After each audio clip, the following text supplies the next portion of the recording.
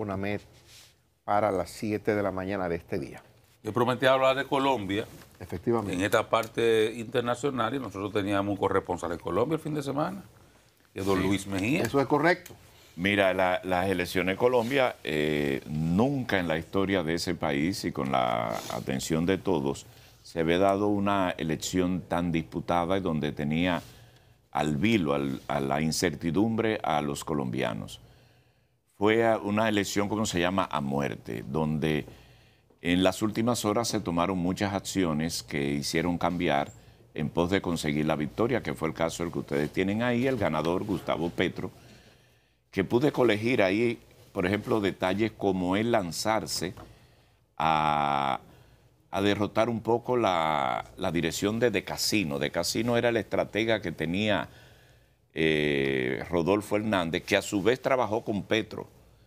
Es un estratega argentino y que basó y que desarrolló la campaña en el TikTok. Entonces Petro, que en su vida había entrado ni usado TikTok, en los últimos 10 días basó su campaña en el TikTok. Petro también, frente a la avalancha de la incertidumbre que él mismo creaba, motivó un voto en blanco, porque con el voto en blanco, evidentemente, eso le favorecía a él. Y el viernes, una de las últimas estrategias que se establecen, que dan esos puntajes que marcan diferencia, fue un video que sonó mucho, eso lo pude ver allá en Colombia, cuando estaba allá, y fue todo el viernes se fue el tema, un video donde sacan una fiesta que estuvo en Miami, en un yate, él, Rodolfo Hernández con sus hijos y algunas amigas. Y eso un poco le daba de frente a algunos postulados que había hecho este hombre. Al final del día, el sábado, yo vi en la emisora Caracol un resumen que se hizo de las dos candidaturas y la verdad que las dos le metían miedo a los colombianos, pero en el caso de Rodolfo Hernández, el cambio de situaciones y de cómo se manejaba era realmente para mí como absurdo ver que los colombianos se pudieran ir por esa opción. El señor fue muy peculiar, pero sin embargo superó todos los pronósticos y se colocó en la contienda final. Interesante el manejo de las elecciones desde el punto de vista de la organización, desde el punto de vista de los resultados y de la tranquilidad que trajo el hecho de que el candidato perdedor, antes de darse el resultado que todavía no se ha oficializado, dio como ganador reconoció su derrota. Y él estaba en Bucaramanga cuando hizo eso, donde tenía preparado una fiesta, pero evidentemente la fiesta se diluyó y él dijo que no iba a hablar sobre un caso que le pertenece y es la opción de él ser senador de la República. Acontece que desde ahí puede hacer tribuna, pero él había denegado de los senadores y había hecho muchas situaciones. Me llamaba la atención algo que los medios destacaron mucho. El señor Rodolfo Hernández tiene un caso abierto de justicia. Y yo preguntaba cómo diantres, si ganaba la presidencia, iban a manejar ese caso. La Fiscalía tiene un curso y en estos días ustedes van a ver que está sometido por un caso de corrupción por Vitologic, un caso que tienen ahí pendiente. Con su hijo, como estaba bailando en Miami. Con su hijo, Con exactamente. Entonces, al final del día, la Costa le dio la victoria a Petro. Los empresarios, la clase empresarial está más que prevista, tienen muchas interrogantes sobre lo que va a hacer definitivamente Petro. Y la mejor expresión lo guarda Fico Gutiérrez Zambrano cuando le reconocieron la derrota, pero le invocaron a que no trate de hacer de Colombia un cambio muy radical. Esa es la esposa de él, pero esa es la tercera. La tercera esposa. La tercera. Tiene 5 hijos. Sí, el hombre se le mueve la recta. El hombre quiere en matrimonio. Sí, Él quiere en matrimonio. Sí, sí. Parece un amigo comunicador. Sí. Nuestro aquí. Él se le mueve la recta. Y dentro de lo que se llama campaña sucia, a Petro entonces, así como dije de Fico, de esto, el viernes me dijeron algunos detalles que yo ni por aquí los puedo señalar porque son esas campañas sucias de él. Sí, pero son cosas ahí. Tremendo, pero al final se impuso por lo menos el orden y la sensatez, pero no dejo de conocer que ese caballero que está ahí es un personaje Ustedes se sorprenden, no se sorprendan que yo le digo que si hubiese ganado Trump, Donald Trump le iba a quedar pequeño ante las ocurrencias de que este señor hubiese hecho. Porque lo que hizo en la campaña no tiene precedente. Y a propósito, todo lo hacía por TikTok. Yo indagué si él iba. No, era TikTok.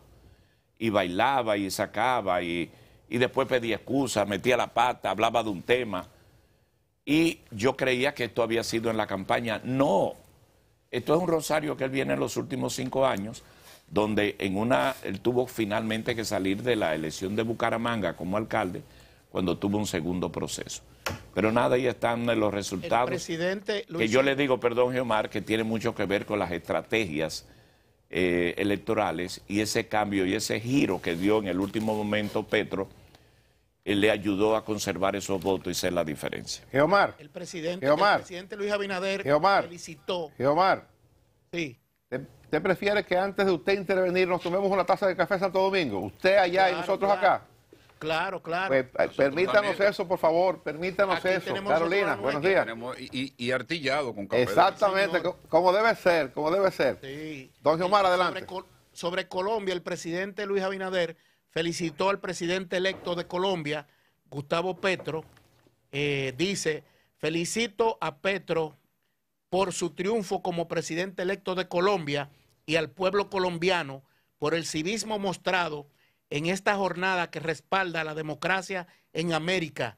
Reconocemos también la labor de las autoridades electorales por un certamen bien organizado y pacífico. Un mensaje colocado hace unas horas por el presidente Luis Abinader en su cuenta Twitter. Bueno, miren, yo creo que lo he dicho varias veces cuando este proceso, he utilizado esta expresión, que los países a veces deciden joderse y hay que dejarlos. Creo que Colombia eligió un mal menor. 2 males, eligió el mal menor. Petro, independientemente de sus ideas y de izquierda, ¿verdad? El populismo de izquierda que tanto daño ha hecho a Latinoamérica, independientemente de sus promesas, buena parte de ellas incumplibles, cosa que no hay forma de usted cumplirla, y entonces lo que eso arrastra como desencanto en la población que en un momento cree en usted y el debilitamiento que eso provoca en el sistema de partidos políticos, bueno, todo esto. Independientemente de esas debilidades, Petro al menos es un estadista, una persona de Estado que ha sido legislador, que ha sido alcalde, que tiene 30 años en la actividad política, no es un invento, no es un aparecido. Usted puede estar de acuerdo o no con sus ideas, pero es una persona del sistema, de alguna forma. De las afueras, de la periferia del sistema, pero del sistema. Tercera vez que intentaba ser presidente. Las otras 2 veces también había pasado segunda vuelta. O sea, es una persona con un perfil acabado.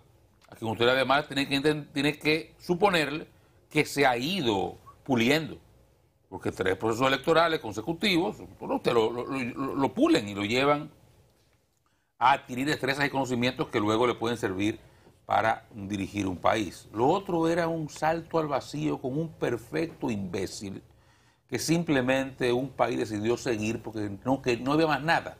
Era forma de decirle a la clase política, miren, ustedes son tan malos y lo detestamos tanto que preferimos esta pata de buey, este subnormal, a ustedes. Y eso fue lo que catapultó básicamente a Rodolfo Hernández, que Luisín ha mencionado parte de un rosario, pero ese señor tiene cualquier cantidad de cosas que se han dicho y que no se han dicho sobre él y que le retratan perfectamente como una persona que no está en condiciones de dirigir un país bajo ninguna circunstancia, y menos tan complejo como es Colombia. Colombia, desearle, es la primera vez en su historia de Colombia gira a la izquierda. Nunca antes lo había hecho. Es un país básicamente de derechas. Conservador. País conservador. Pienso que es una gran oportunidad, y ojalá lo entiendan así los grupos progresistas en Colombia, para hacer un buen gobierno. Ojalá y vean más el espejo de Lula o hasta el de Correa que el de Chávez o Ortega o los Kirchner, que se centren más en políticas sociales que se se sostengan en el crecimiento económico, el fomento al sector privado, para que cree riqueza, aunque usted la redistribuya mejor, que no destruya la economía de Colombia, que es una economía que ha estado realmente pujante en el transcurso de los últimos 20 años. Y ojalá sea un momento para que los colombianos puedan, dándose este chance de un gobierno de izquierdas, curar tal vez de una vez y por todas las heridas de 60 años de violencia que han lastrado ese pueblo de forma determinante. Así que ojalá sea para bien. Yo reitero, cuando yo vi que Petro ganó, por afecto a ese país, respiré. Porque creo que dentro de los dos males que estaban abocados los colombianos a elegir, con diferencia, el mal peor, el mal menor es Gustavo Petro, y ojalá lo pueda hacer bien cuando le toque gobernar. Bueno, parece que la fábrica de candidatos presidenciales en Colombia se ha trabado. Y había que elegir entre Rodolfo Hernández, el viejo, el ingeniero, como se le apoda, y Petro, que iba por tercera vez buscando la presidencia de su país. Había sido alcalde de Bogotá, senador de la República, ciertamente era el mal menor. Tenía ya vínculo en la estructura del Estado. Generó muchos temores, o ha generado muchos miedos, sobre todo en el sector empresarial. De alguna manera hizo en la parte final, trató de moderar considerablemente el discurso en la parte final, no solamente en los planteamientos verbales, sino incluso hasta en las apariciones públicas. Se presentaba con su esposa, con una de sus hijas. De hecho, fue a votar con una niñita que parece ser una de sus hijas también. Se presentaba en los actos con una un poco más adulta, y en el día final de la votación fue con una niña pequeña de algunos 9 o 10 años, y fue primero a misa, porque evidentemente Petro viene de la guerrilla, Petro viene de la izquierda, y la campaña que se hizo fue justamente para generar temores a partir de su origen, el tipo de política que iba a desarrollar este hombre si ganaba la presidencia de la República. De hecho, todavía el viernes y sábado algunos medios estaban difundiendo algunos discursos radicales de Petro, por ejemplo, en los que él proponía una reforma agraria, y eso hacía temer a empresarios. Muchos incluso articulaban una campaña contraria a su proyecto, entendiendo que eso iba a atentar contra la propiedad privada, un elemento fundamental en democracia y en el fortalecimiento de las economías del mundo. Pero Petro hizo campaña en un momento hablando sobre que la base del desarrollo se centraba en el inicio de una reforma agraria, y ponía ejemplo de Alemania y de todos los países donde se había hecho reforma agraria previo al fortalecimiento de la economía, previo al fortalecimiento económico. Entonces, eso evidentemente que manipulado, tratado como se trató, en algún momento generó temores, pero lo otro era peor. Lo de Rodolfo Hernández y su expediente, el señalamiento de haber sido responsable de la comisión de actos de corrupción, también generó alguna incertidumbre. En algún momento la derecha quiso apoyarle, y su manera rara de comportarse hizo que la propia derecha lo pensara. Y se produjeron al final, anoche lo decía en proceso, una serie de pronunciamientos de alguna figura icónica en la política colombiana. Antana Mosco, que fue un alcalde de Bogotá, un catedrático, rector de una universidad en Bogotá, que había sido candidato presidencial incluso hace 2 periodos atrás por un partido verde. Declaraciones recientes también en las últimas horas, el sábado, de la familia del presidente Ernesto Samper Pizano apoyando a Gustavo Petro. Todo ese tipo de cosas al final operó para que este hombre ganara la presidencia. La cantidad de electores en Colombia es de 39 millones de electores, la población es de 51 millones de personas.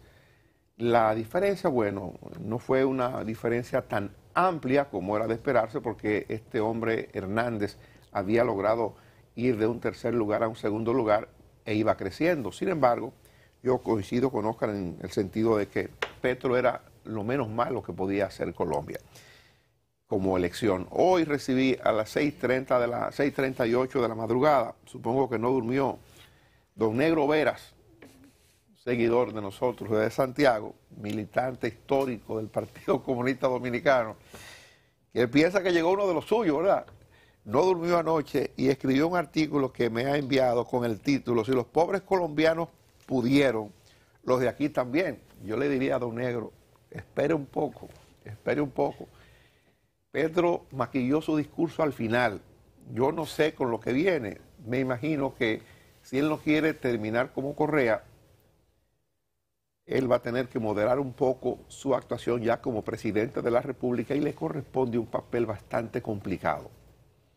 Cierto que ha habido un acuerdo para que la guerrilla se incorpore a la vida ordinaria de los ciudadanos colombianos con posibilidad y derecho a aspirar a cargos, a correr en los partidos políticos, a hacer una vida normal con el perdón. Pero todavía hay mucha resistencia en Colombia, todavía hay grupos que se resisten de manera firme a esto, y a Petro, que viene de ahí, le va a corresponder afianzar en ese proceso que inició Colombia en la presidencia de Santos, tratar de conciliar con el uribismo de alguna manera y tratar de que este gobierno de izquierda pueda quitarle un poco el tono al discurso inicial de Petro para que Colombia pueda reencontrarse y echar a andar los programas de desarrollo del que él prometió. Usted dio un dato, usted dio un dato que es bueno yo citarle, que Vinicio Alvarado es el asesor de Petro, pero fue asesor de Correa. Bueno. Y es ecuatoriano, o sea que conoce muy bien eso. Y Becasino era el asesor de Rodolfo Hernández, que también trabajó con Petro, pero ahí se dan todas esas condiciones y déjeme decirle, ciertamente cambió. Una semana antes, Petro tenía, en la última semana, tenía las elecciones casi perdidas, o sea, un margen.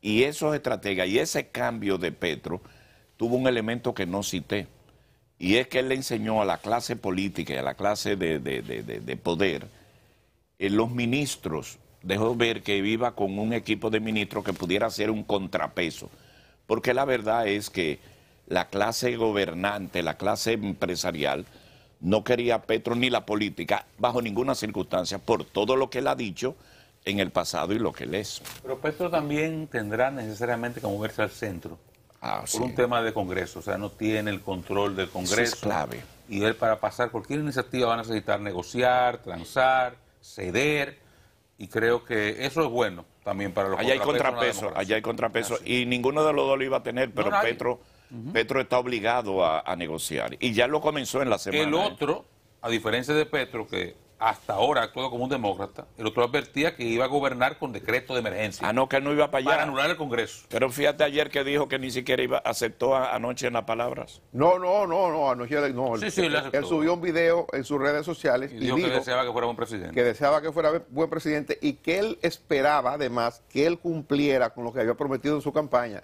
Yo creo que alguna de las cosas que Petro prometió no la debe cumplir, porque si la cumple, hay problemas. Yo me refiero a Rodolfo desde el punto de vista que todavía está indeciso si lo va a coger o no. No, ya él dijo que sí, lo que le está echando, como decimos aquí, una vaina. Cumple lo que dijiste en campaña, y si eso se cumple, hay problema en Colombia.